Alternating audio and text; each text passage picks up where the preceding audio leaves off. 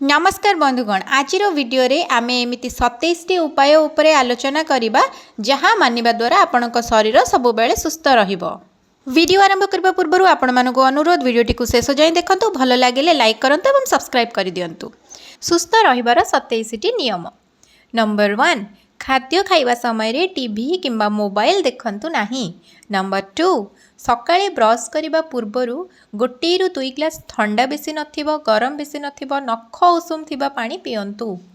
Number 3, सोइबार 2 घंटा पूर्वरु रात्रि भोजन करंतु, अर्थात राति रे खाई सारिबा परे 1.5 रु 2 घंटा परे सुवंतु। नंबर 4, सबु बेले नाक द्वारा निश्वास नियंतु। पाटिरु निश्वास नेबा द्वारा वायु रे थिबा जीवाणु फिल्टर होई पारंतिनी, जहा फଳରେ अनेक रोग को आमंत्रण करने सहित समान होता है। तेणु आपण सबु बेले नाक द्वारा निश्वास नियंतु। नंबर 5, गोटे दिन रे अति कम रे 8 रु 12 ग्लास पानी पीबा उचित। आपण माने खरा दिन रे पानीर मात्रा अधिक करिवे, किंतु आपण माने नॉर्मली गोटे दिन रे अति कम रे 8 रु 12 ग्लास पानी पीबे। नंबर 6, फ्रीज रे रखा जाइथिबा अत्यधिक ठंडा पानी पियंतु नाही। आपण पानी को बाहर करिकि रूम टेम्परेचर को आनिकि पी परिबे, किंतु अत्यधिक ठंडा बा आइस होइथिबा पानी आपण पियंतु नाही। नंबर 7, जदि चा पिउछंती तेबे खाद्य खाई सारिला परे तुरंत चा पियंतु नाही, किछि समय परे चा पियंतु एवं सकाळू खाली पेटरे केबे भी चा पियंतु नाही। नंबर 8, खाद्य को भल भाबरे चोबेई खाआंतु। नंबर 9, जो मानक खाद्य हजम करने क्षमता कम से माने कंचा अमृतभंडा खाइबा उचित। नंबर 10, दिन रे किछि समय पई खाली पादरे भूमि रे चलिबा उचित एवं जदि आपण सबुज घास उपरे खाली पादरे चलती तेबे एहा बहुत भल आपणक देह पई। आपण सकाळू जदि सूर्यालोक रे खाली पादरे घास रे चलिबे तो देह पई बहुत भल। सुस्थ रहिबा पई पर्याप्त निद अत्यंत गुरुत्वपूर्ण अटे। आपण प्रतिदिन 6 रु 8 घंटा सोइबा उचित। निद न होइले मनुष्य को अनेक प्रकार रोग ग्रास करिथाय, तेणु आपण प्रतिदिन 6 रु 8 घंटा सुवंतु। सुस्थ रहिबा पई टेंशन मुक्त रहिबा अत्यंत जरूरी।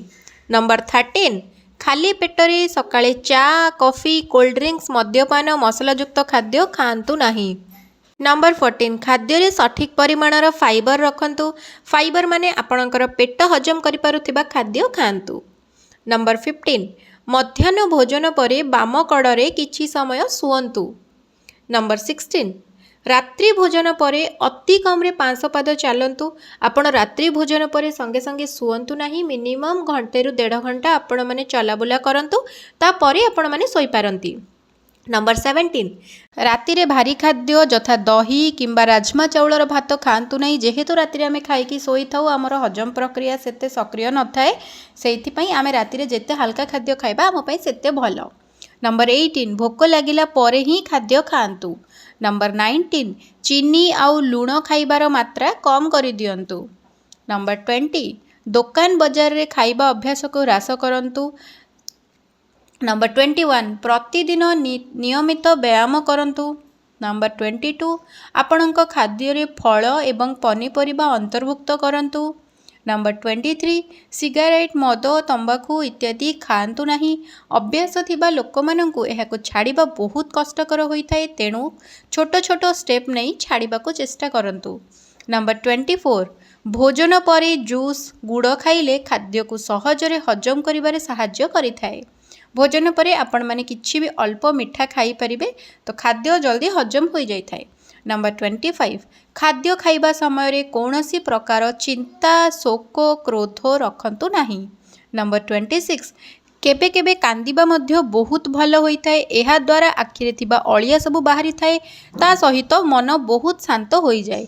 एमिति कि गोटिए महान संथर मन भली होई जाई थाए। नंबर 27, भोजन रे लुणर मात्रा कम करी खाआंतु। लुणर मात्रा अधिक हेले बीपी बढ़ी थाए। आशा करुछि आज वीडियोटी आपण मानकु भल लागिथिबो। जदि आज वीडियोटी भल लागिछि वीडियोटी को लाइक करंतु, फ्रेंड्स फैमिली मेंबर्स का संगे शेयर करंतु एवं चैनल टी को सब्सक्राइब करि दियंतु।